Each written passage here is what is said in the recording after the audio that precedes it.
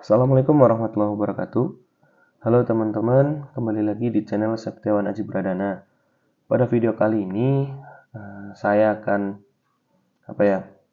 kita akan sama-sama membuat suatu tools ya, yang sudah saya share juga di TikTok atau di Instagram saya, yaitu tentang Google Maps Scraping. Jadi, eh, tools ini tuh atau sistem ini nggak ada user interface-nya, jadi benar-benar cuma kita pakai konsol dan outputnya nanti kita akan dapetin data dalam bentuk CSV ya, seperti itu.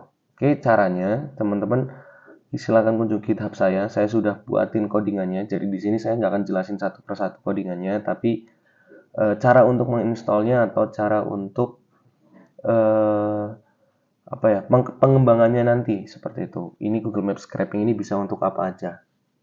Oke, silakan teman-teman kunjungi halaman GitHub saya atau nanti GitHub saya juga akan saya tuliskan di deskripsi ataupun di situs dewacoding.com. Jadi semua materi video saya yang diupload di YouTube saya juga upload ke dewacoding.com ya. Oke, yang pertama teman-teman silakan clone ya repository saya ini. Oke, teman-teman sebelumnya saya kasih tahu dulu bahwa codingan saya ini saya nggak ngoding ini dari awal. Jadi ini ada developer yang sudah mengerjakan untuk scraping Google Maps-nya ya. Teman-teman silakan vote dan kasih bintang ke developer ini dan saya ubah-ubah sedikit agar bisa menjadi bisa dalam bentuk CSV dan ada beberapa sintaks yang perlu disesuaikan seperti itu teman-teman ya. Jadi ini saya tulis juga di sini sebagai ucapan terima kasih. Ya, oke. Silakan teman-teman, yang pertama adalah untuk git clone ini dulu repository saya. Ya, di sini saya menggunakan Visual Studio Code. Saya sudah git clone ya. Silakan teman-teman git clone atau download, ya, enakan sih git clone aja. Download kemudian masuk ke repository-nya. Lalu di sini akan ada 4 file ya teman-teman ya, index.js, packagelog.json, package.json, kemudian readme.md. Nah, ini adalah satu file aja teman-teman, satu kelas ini, index.js ini. Dan ini bisa menghasilkan suatu CSV. Kayak data, kita bisa scrap data dari si Google Maps itu. Oke, kemudian setelah ini kita ketik npm install. Nah, ketika mengetik npm install dia akan mendownload dependensinya ya teman-teman ya. Nah, untuk scraping ini saya menggunakan Puppeteer. Kalau teman-teman yang belum paham tentang Puppeteer bisa googling nih, Puppeteer ini sudah banyak banget penjelasannya. Puppeteer adalah suatu tools untuk menyediakan API untuk mengontrol Chromium atau Chrome. Chromium ini adalah browser engine teman-teman ya, jadi engine untuk membuat suatu web browser ya, Chromium. Teman-teman bisa cari aja. Nah, Google Chrome itu menggunakan engine-nya Chromium ya. Jadi dia seolah-olah itu bisa mengautomasi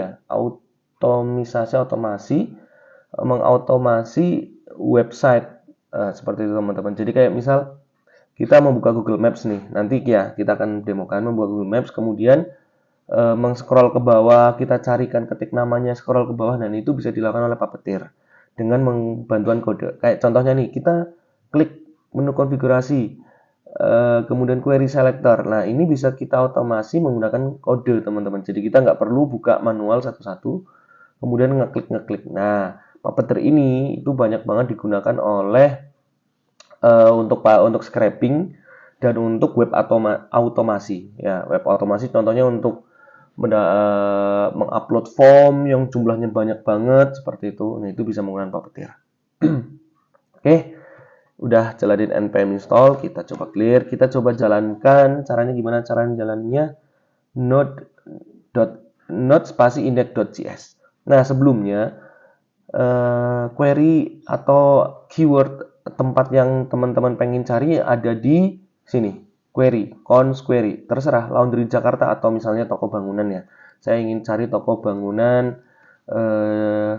di Jakarta. Oke, save aja. Save, kemudian jalankan tadi node index.js. Nah, dia akan membuka suatu browser teman-teman ya. Dia akan membuka suatu browser dan dia otomasi sendiri. Dia akan melakukan pergerakan sendiri, dia akan mencari toko bangunan di Jakarta dan akan meng-scroll sampai ke bawah. Karena di sini kita tuliskan query-nya apa, kemudian dia akan melakukan scroll. Ya, query selector dia akan scroll, kemudian scroll.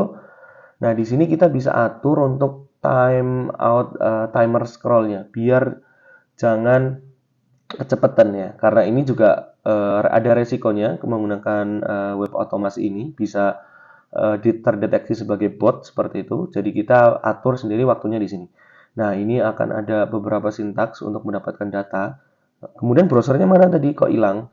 Ada di sini, teman. Iya, karena prosesnya udah selesai. Ketika proses udah selesai, si browser ini akan hide, akan mati lagi teman-teman. Dan outputnya adalah di place.csv. Nah, di sini saya mendapatkan data toko bangunan di Jakarta, ada nomor teleponnya dan seperti itulah.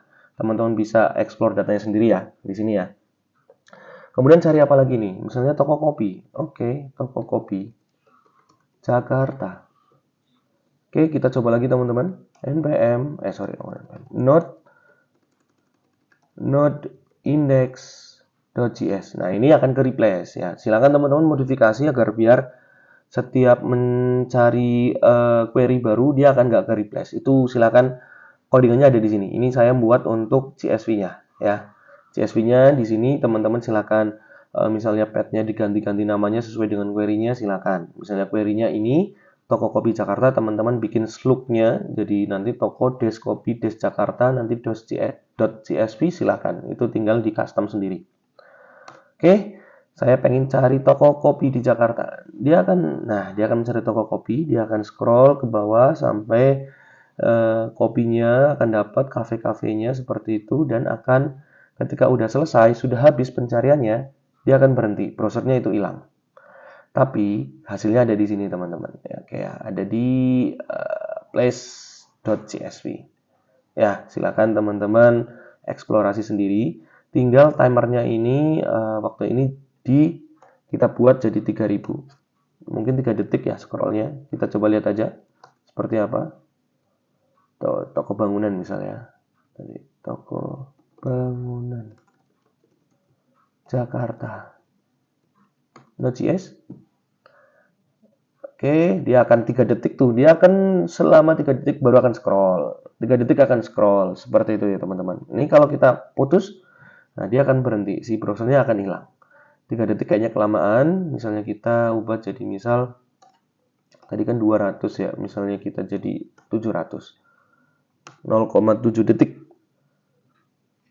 Tuh, toko bangunan Jakarta dia akan scroll lah. Kayak gini kan lebih normal ya. Kemungkinan untuk terdeteksi bot lebih kecil seperti itu. Ya, sudah bisa ya teman-teman ya. Oke.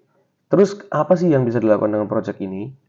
Nah, teman-teman bisa membuat suatu produk digital, misalnya dibungkus dengan elektron, ya, menjadi suatu aplikasi desktop yang bisa meng-scrape semua data-data seperti itu di Google Maps. Jadi silakan teman-teman bereksplorasi dengan ini. Ini saya cukup untuk sebagai codingan mesin utamanya saja, tapi bagaimana nanti teman-teman untuk explore-nya, untuk project, entahlah mungkin tugas kuliah atau tugas skripsi, silakan dieksplor. Bisa dibungkus jadi elektron, bisa dibungkus menjadi mungkin website, tapi kalau menggunakan website dan ini dijalankan di server, Puppeteer ini membutuhkan, ini ada ada kebutuhan dari Puppeteer sendiri ya, yaitu dia butuh RAM yang gede teman-teman. Mana ya, ada keterangannya nih, memori. Silakan teman-teman baca lagi. Jadi RAM-nya akan kepakai oleh Puppeteer itu gede karena itu sama aja kayak kita menginstall Google Chrome ya, ibaratnya kayak gitu. Karena si Puppeteer ini menjalankan atau membuka si Google Chrome tadi. Nah, itu kayak kita seperti menginstal Google Chrome. Jadi ini akan berat banget kalau dijalankan di server. Ya, contohnya lebih tepat kalau misalnya ini pengen dibikinkan suatu aplikasi, lebih tepat cocoknya adalah aplikasi desktop. Teman-teman bisa bungkus dengan Electron.js ataupun platform yang lain, PKG ataupun apapun, silakan. Tapi kalau dia dijalankan di server, sangat berat teman-teman. Bayangkan kalau satu klien membuka satu tab Chrome, kemudian klien kedua mencoba scraping lagi, itu akan sangat berat. Oke, teman-teman silakan clone repository yang ada di GitHub saya. Nanti saya akan upload juga materi ini di dewacoding.com. Ya, silakan explore untuk pengetahuan teman-teman mengenai scraping, data scraping di Google Maps terutama. Ya, bisa teman-teman nanti di sini. Ini kan saya masih dalam bentuk CSV. Teman-teman bisa misalnya dalam bentuk Excel seperti itu, atau langsung dalam bentuk PDF, atau langsung masukkan ke database. Nah, itu kan bisa. Intinya tinggal di function init ini. Init ini dia datanya ada di places. Places ini tinggal teman-teman ubah jadi apapun lah. Jadi simpan ke database lah, simpan ke MySQL lah, SQLite, Postgres, SQL, dan terserah. Ataupun kirim ke suatu API, nyimpan ke suatu API, terserah. Intinya di sini. Nah, kalau saya ini baru ke CSV, teman-teman silakan bisa kelola data ini untuk kebutuhan teman-teman atau kebutuhan project, kebutuhan klien, silakan teman-teman. Oke, terima kasih atas perhatian teman-teman. Jangan lupa like, subscribe, dan share channel saya ke teman-teman yang lain. Jangan lupa follow Instagram saya di @dewacoding dan TikTok saya di @septiawanajibaradana. Oke, semoga ini bermanfaat teman-teman. Assalamualaikum warahmatullahi wabarakatuh.